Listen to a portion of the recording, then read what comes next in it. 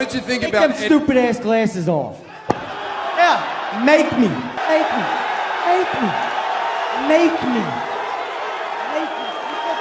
Before Eddie Alvarez became the top lightweight champ in the world, holding the UFC title with 17 KOs and a 28-4 match record. Lightweight champion of the world, Eddie Alvarez!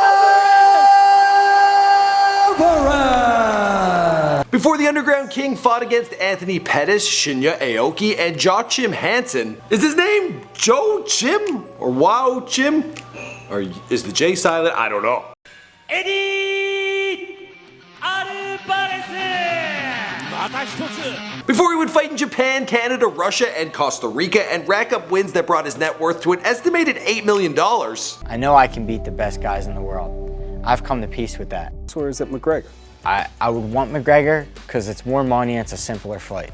He's the easy guy and he's the more money. Before Alvarez geared up for UFC 205, looking to finish off Conor McGregor. It's hard to be intimidated by a guy who gets a suit to Build-A-Bear. Eddie Alvarez learned to stand up for himself on the mean streets of North Philadelphia in the infamous Kensington neighborhood. He grew up with very little but had been taught how to throw a punch by his old man. Throughout his youth, he would head to the streets with 2 sets of boxing gloves, looking for someone to spar with. Eventually, he would join the local boxing ring before he even hit his teens, and in high school, he was a talented wrestler. At the time, Eddie didn't think that a career as an athlete would be his ticket to fame and fortune, and he had his sights set on something greater, a college education. But when he saw the cost of tuition, he quickly realized that he would have to look elsewhere to get his life going. In a nutshell, what's it like growing up here in Kensington?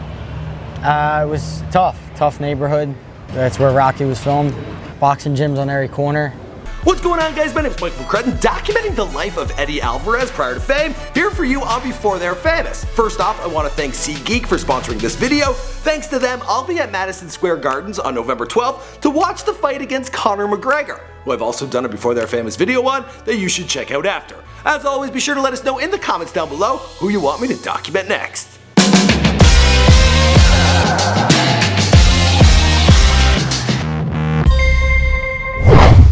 Wow. My boxing waiver and say you gotta take this home to your mom and dad, you gotta get it signed, then you gotta bring it back here. Yeah. I gave it back to this man. Wow. Edward Alvarez was born on January 11, 1984 in Philadelphia. His father Lou is from Costa Rica and his mother Lillian is of Irish ancestry, so Eddie likes to boast that he was bred to fight.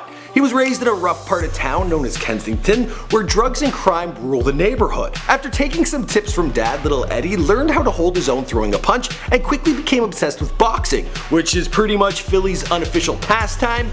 I mean, when a whole city prides itself on the boxing career of a fictional character, you know it's serious.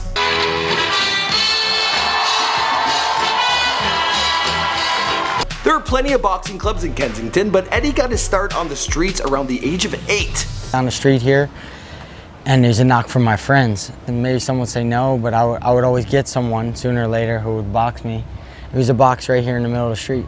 Not long after, Eddie signed up at Front Street Boxing Club where he would refine his skills. The same gym where they filmed a bunch of scenes for Rocky and more recently Creed. His parents enrolled Eddie at Northeast Catholic High, an all-boys school with a great reputation for their athletic teams. Eddie could have signed up to play baseball, basketball, football, or cross country, but it was the wrestling team that he took an interest in and quickly went on to compete at the National Prep School Championships. All those street scuffles had paid off, with Eddie taking 6th place in the lightweight division. After high school, Eddie planned on going to college and was offered a partial wrestling scholarship, but even with that help, the tuition costs were more than he could afford.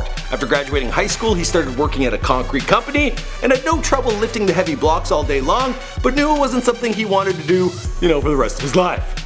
So he had to find something else. One day, Eddie's friend suggested that he come with him to an MMA gym, and Eddie decided to go on a whim. But once he got in there and got one session under his belt, he knew that he had finally found his calling and started training for his first pro MMA match. After only 8 months, Alvarez was set for his debut against Anthony LaDonna in the Ring of Combat 5 back in 2003. The newcomer did not disappoint and KO'd his opponent in the first round. He went on to win the next 9 fights, including one against reigning MFC champ in his weight division. Do you see what you get, Carla?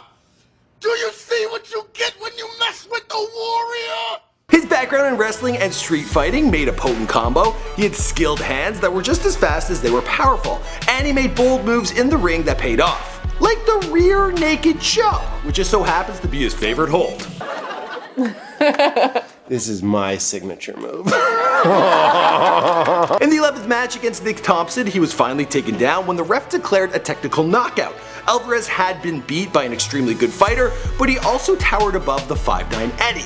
He barely made the welterweight category and thought dropping down to lightweight would make for a more successful career. Because of his new classification, Eddie qualified for the Dream Lightweight Grand Prix and quickly established himself as a force to be reckoned with. Going into it, not many people knew who he was. His first match was against Andre Amati, who he beat with a TKO. Following that, he faced Joachim Hansen, a crowd favorite. But just not one of my favorites. Because I don't know how to say his name. Joachim. Alvarez shocked the audience when he landed multiple strikes and takedowns on this guy. Soon they were taking notes, and Eddie got the victory in one of the greatest MMA fights of 2008.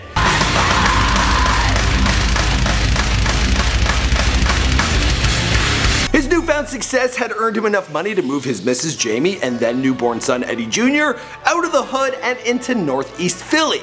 And he now has his sights set on becoming the greatest lightweight fighter in the world. His big fight with Conor McGregor is quickly approaching, and I'm gonna be there, and you can be there as well. The best place to buy tickets at the lowest price is by using SeatGeek. This is the world's largest ticket search engine, and what they do is search all the ticket prices on the web to get you the best seat possible at the best price. SeatGeek puts out a 1 to 100 deal to let you know if you're getting a good deal or a bad one. Red means bad, but green means good. Now if you're buying tickets for UFC or any other ticketed event, including concert and sporting events, use the promo code FAMOUS for $20 back off your first purchase. There's a link down below, and if any of you come to UFC 205 and tell me you use SeatGeek, I'll also buy you a beer.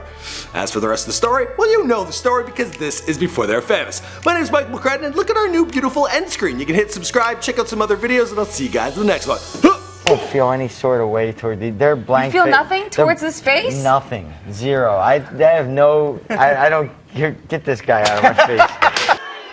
Not a 45, not a 55. You'll have to give up the little boy belt, and you're not getting the big boy belt.